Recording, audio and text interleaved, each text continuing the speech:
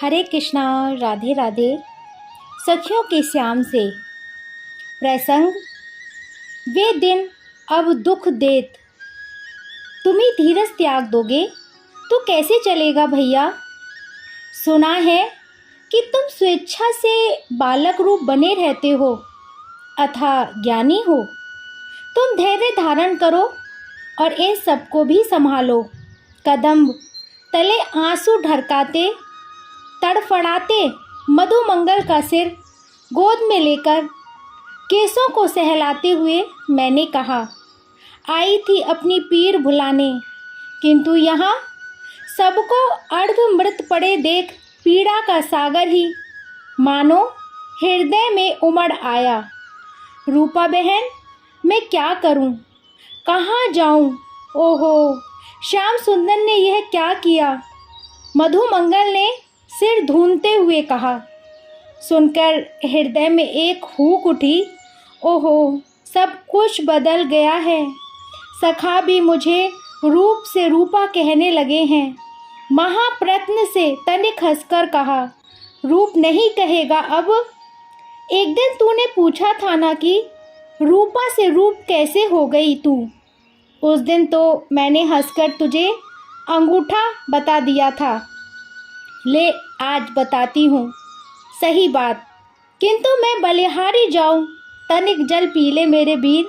नहीं बहन, अब तो श्याम सुंदर पिलाएंगे तभी जल पीऊँगा। हो कन्हैया भैया, मधुमंगल बोले। भैया कहकर मैंने उनका सिर धीरे से भूमि पर रखा और पत्र पुटुक में कालंदी का जल लेने चली। नेत्र खोलो मधुमंगल भैया, यह जल पी लो, तनिक विचारो तो। श्याम सुंदर आए और उन्होंने तुम्हारी यह दशा देखी तो कितने दुखी हो जाएंगे ना। हम सबको स्वस्थ रहना है भैया, अपने श्याम सुंदर के लिए। हमें स्वयं को, ब्रिज को, गायों को वैसा ही बनाए रखना है जैसा कि वे छोड़कर गए थे।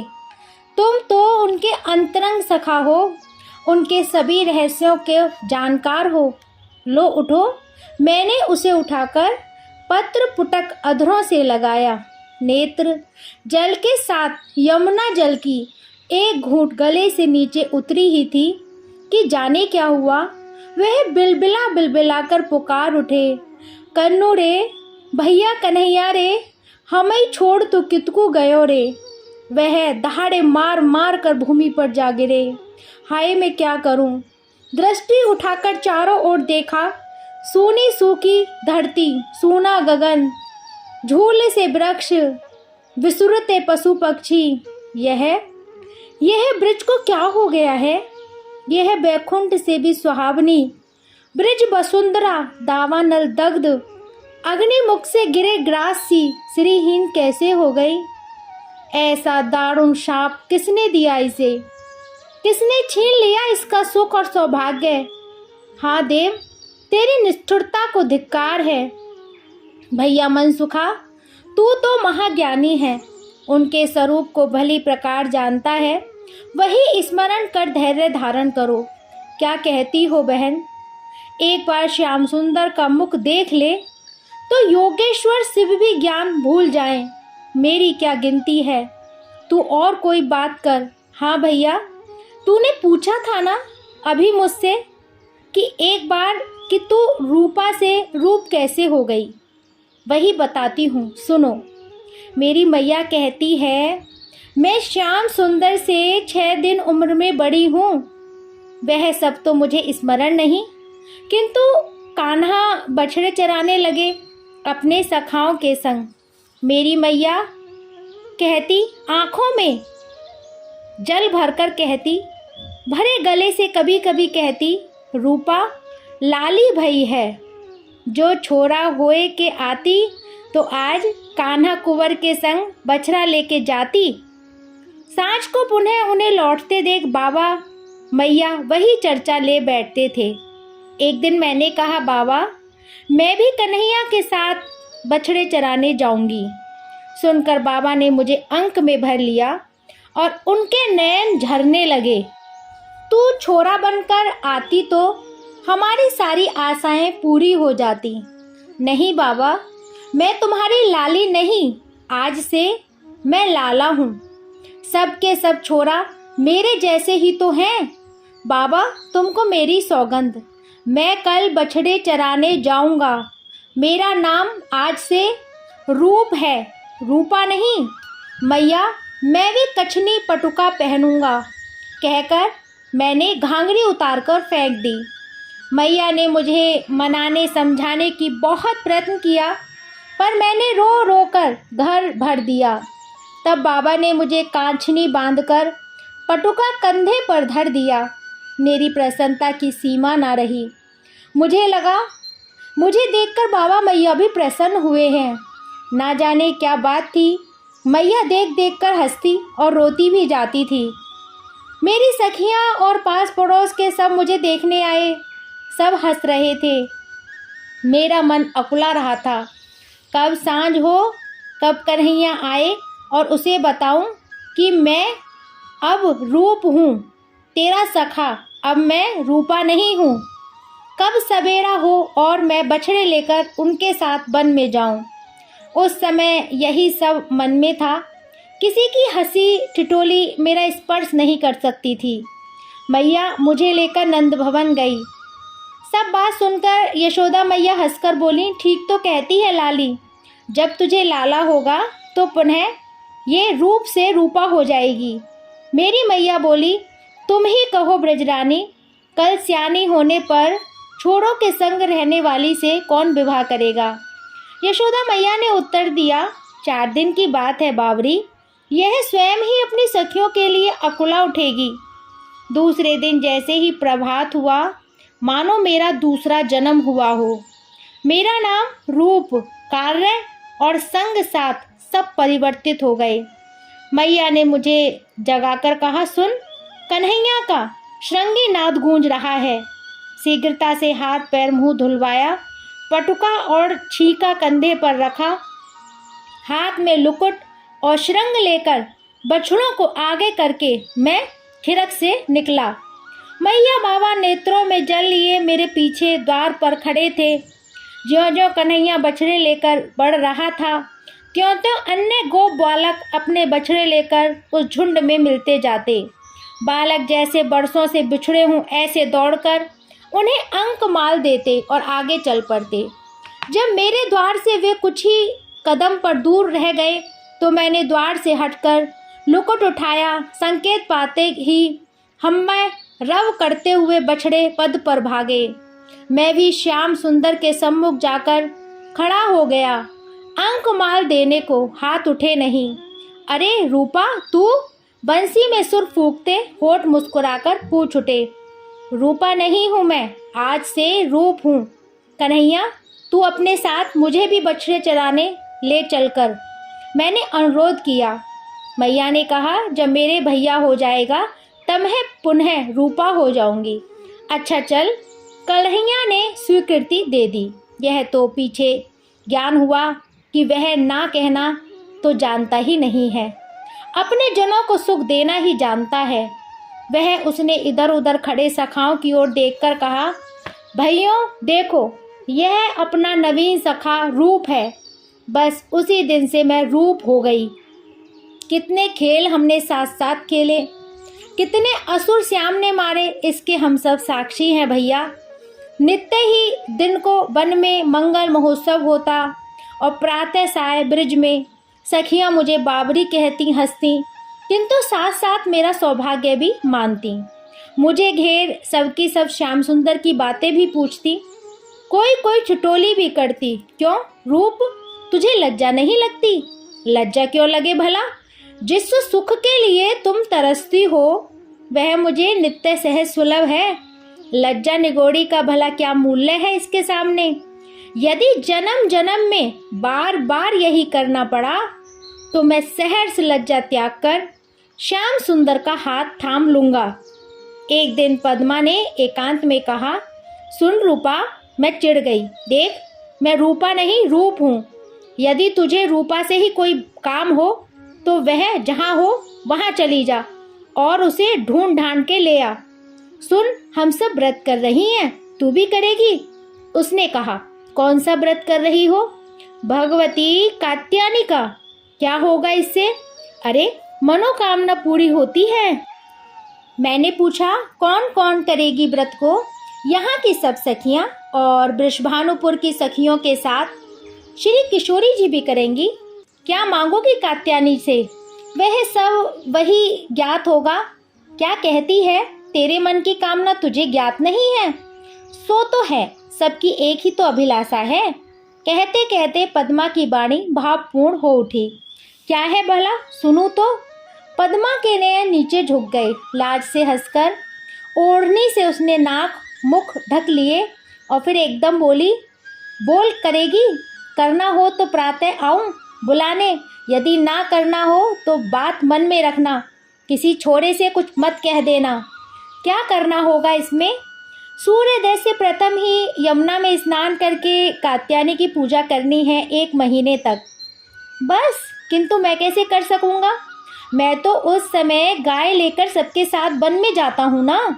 कल विवाह होगा तो पति के साथ जाना पड़ेगा और घर गृहस्थी संभालनी होगी। सखाओं के साथ हुड़दंगे नहीं मार पाएगी तब। पद्मा चिढ़कर बोली, क्यों जाना पड़ेगा पति के संग? कहीं लड़के भी ससुराल जाते हैं क्या? बावरी कहीं की। मैं तो छोरा हूँ, छोरा। तू जा, मुझे नहीं करना कोई व्रत। मैंने पद्मा को अंगूठा दिखा दिया। बहुत दिन हो गए उस बात को। एक दिन अपने सब भांडेर बट की छाया में बैठे थे कि आनंद ने कहा, आजकल ये सब छोरियाँ प्रभात से पहले गीत गाती हुई कहाँ जाती हैं? लौटती भी गीत गाती हुई हैं। मैंने मैया से पूछा तो उन्होंने बताया कोई व्रत करती हैं। कैसा व्रत, क्यों करती हैं, यह कुछ भी ज्ञात नहीं है। मैं बोला, मुझे ज्ञात है। मैंने कहा, अपनी मनोकामना सफल करने के लिए माता कात्यायनी की पूजा करती है ये। यमुना स्नान करके 1 महीने का व्रत है ये। पद्मा मुझे भी कह रही थी करने की, किंतु मैंने स्वीकार नहीं किया। इतनी सी छोरियों की भला क्या अभिलाषा होगी जो प्रभात की ठंड झेले? फिर कोई बड़ी बूढ़ी भी साथ नहीं जाती। कोई डूब गई यमुना में तो हो जाएगा इकट्ठा व्रत। भद्र ने कहा, सीख देने से कुछ भी लाभ न होगा, उल्टे हमें चढ़ाएंगी। क्यों श्रीदामा, तेरी बहन भी तो करती है ये व्रत? अर्जुन ने पूछा। हाँ भैया, यह अच्छा तो मुझे भी नहीं लगता। इतनी ठंड में क्यों जल में उतरें? क्यों नहीं अपने मन की चाह बाबा मैया से कह देती? वे उनकी इच्छा पूरी नहीं करेंगे क्या? श्रीदामा ने कहा। भैया कन्हैया, ऐसा करें कि हम सब प्रातः उनसे पहले यमुना तट पर चलें और देखें सुने ये क्या मांगती हैं कात्यायनी से। वही वस्तु उन्हें देकर इस कठिन व्रत से मुक्ति दे दें। जब सभी सखाओं की यही बात रुचि, तब श्याम सुंदर ने कहा, अच्छा भाइयों, तुम्हारी ही बात रहे। प्रातः यमुना तट पर ज्ञात हुआ कि उनका व्रत आज ही पूर्ण होता, किंतु नग्न स्नान से व्रत खंडित हो गया। श्याम सुंदर को दया उपजी। वह उनके तट पर रखे वस्त्र लेकर कदम पर चढ़ गए। वरुण देव को प्रणाम कर क्षमा याचना करवाई और वस्त्र लौटा दिए। बात भी ठीक थी, अन्यथा 1 महीने का परिश्रम व्यर्थ हो जाता। हमारे दिन बड़े आनंद से बीत रहे थे भैया, किंतु मेरी मैया चिंतित थी। एक दिन सांझ को वह मेरा हाथ पकड़कर यशोदा मैया के समीप ले गई। तुम ही समझाओ इस बाबरी को ब्रजरानी। देखो इसकी देह कैसी सुदृढ़ हो गई है, कोमलता तो नाम मात्र भी नहीं बची। छोरों के और ढोरों के संग दौड़ दौड़ कर मल्ल युद्ध, लाठी दंड बैठक, तैरना, वृक्ष पर चढ़ना और जाने क्या क्या सीख गई है। मैया की आंखों से जल झरने लगा। रानी जू बेटी के एक भी लक्षण नहीं सीखी है।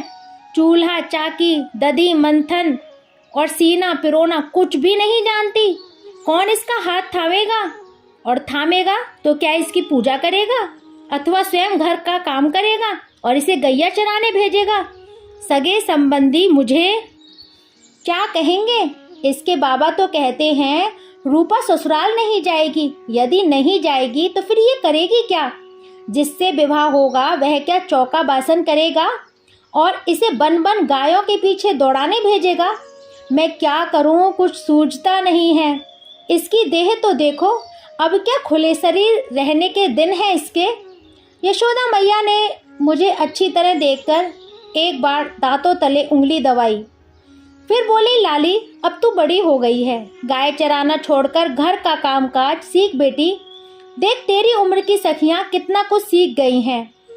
मैं रूपा नहीं हूँ। मैं चीख कर बोली, मुझे नहीं करना ब्याह। हाथ झड़काकर मैं भागने को हुई तो यशोदा मैया ने हाथ थाम लिया। फिर से वे मुझे समझाने लगी, सुन लाली, यहाँ मेरे पास बैठ। पुरुष और नारी के शरीर की बनावट एक जैसी नहीं होती है। किंतु मुझे तो कुछ सुनना ही नहीं था। उनकी बात सुनने मानने का अर्थ था कन्हैया से दूर रहना, और यह मुझे किसी भी प्रकार स्वीकार नहीं था। अंत में मैया ने एक उपाय किया। मेरे उतरिये को बक्ष पर फैलाकर कटी में बांध दिया और बोली, देख लाली, यदि तुझे गाय चराने जाना है तो पटुका ऐसे बांधना पड़ेगा, अन्यथा मैं किसी प्रकार तुझे वन में नहीं जाने दूंगी। और सुन ले, यह भी कुछ ही दिन की बात है, फिर तो तुझे घर रहना ही है। बाद की बात बाद में देखी जाएगी। यही सोचकर मैंने मैया की बात स्वीकार कर ली। जितने दिन श्याम सुंदर के साथ बीते सो ही भले, किंतु मेरा मन बाद की बात स्मरण कर उदास हो जाता था। एक दिन कन्हैया ने पूछा, क्या हुआ रूप तुझे, तू उदास क्यों बैठा है?